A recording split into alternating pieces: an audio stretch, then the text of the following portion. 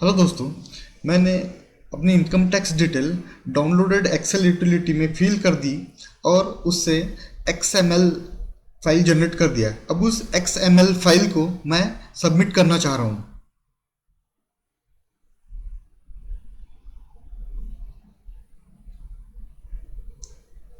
जब मैं सबमिट का बटन क्लिक करता हूँ तो देखिए एक एरर जनरेट हो रहा है।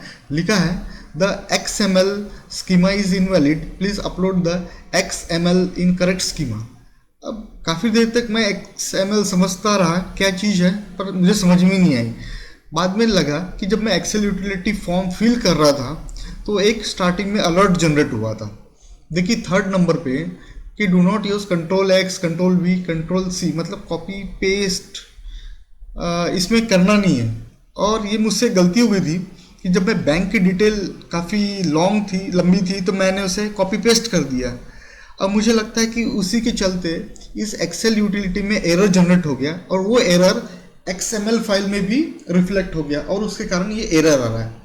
फिर मैंने दोबारा एक्सेल शीट को अनजिप करके उसमें अपनी डिटेल डाली और मैंने अपलोड करने का प्रयास किया। देखिए अपलोड कर रहा हूँ